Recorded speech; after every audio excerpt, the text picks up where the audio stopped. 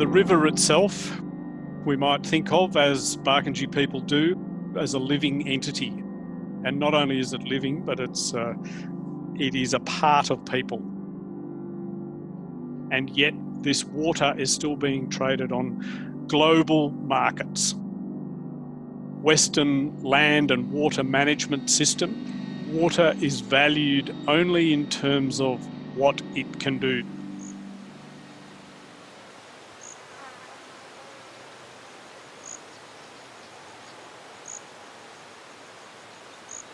Nai Kirikira, Barkindji Ningaluk, Nukumura, Wimpacha Wuttugumagul Nunga Mali and Mupula.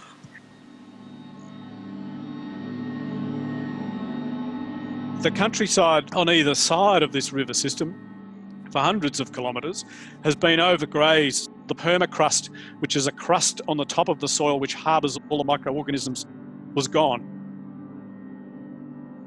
The water becomes murkier and murkier, cloudier and cloudier. And then as industrial agriculture takes hold, more and more fertilisers and pesticides are applied to try and correct the decline in soil health. And we find that all of those chemicals are also then further leached out into the river system.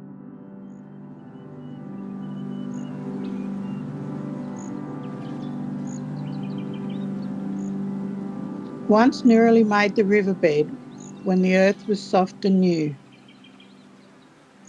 During this time, when the river was low, each clan member participated in making the pool for the monster cod to have a rest in the gentle backwaters for old man Manala. We are learning at Culpra Station the principles of this ancient fish trap, constructed by our ancestors to work with the river and its ephemeral actions through the connections between land, water, seasons and people. This fish trap is part of the ongoing story handed down from our ancestors.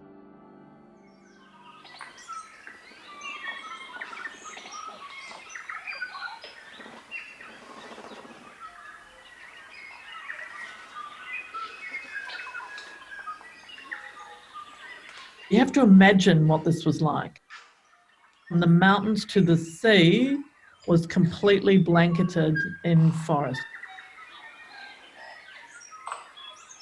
You can't hear yourself because of the sound of the birds.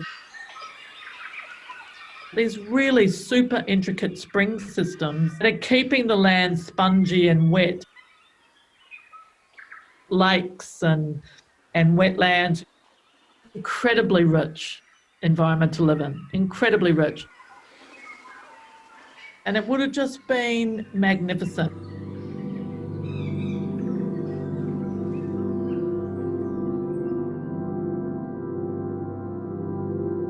Now we're living in this hyper-silent landscape, a landscape that has become a predominant colour of nitrate green.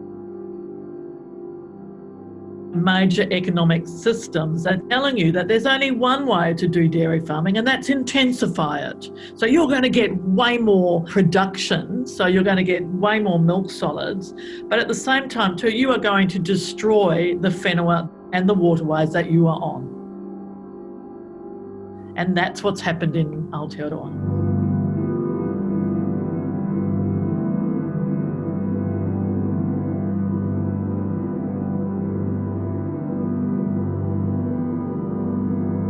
The more that we extract or take away, or the less that we buffer, the more shock events we're going to have.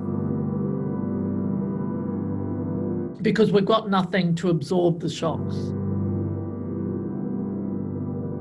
We have to be telling people just how complex this is, and that in order to do the action that's required, we need to really strategize plans. We really need to know what's going on, and that we really need to combine all of that into implementable plans so that we can say to people, this is what's going to help you get back what you so love.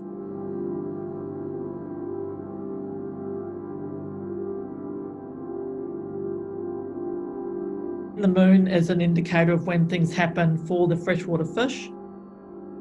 The females will lay their eggs right down in all the friable root systems, and you can see these tiny little glass millimetre eggs. And then when you see one, and then you see thousands. What we're trying to do is create more ponds adjacent to the river that will be filled with reeds and grasses that inanga like, and try and create an expanded area of spawning. It's all about salt water, fresh water coming together, and then knowing what all the interdependencies are. There's only a few families or a few people who are the food gatherers who have the deeper seated knowledge. The work that we've been doing has had to tackle the complex and actually make it readable for people again. The ways of disseminating it to a wider community is to use the exhibition, the co-curated exhibitions, as a way of showing people the damage, but then what can we do about the damage? Ko te mātauranga he wai no rua whitu. Kia mahara koe e te puna ina inu koe I te wai. He pukanga mai, te hōhanga tangata, he nohanga tangata, he putanga kōrero. He wai ki te tāne, he toto ki te wahine. Ko wai koe, ko wai ahau, ko wai ahau.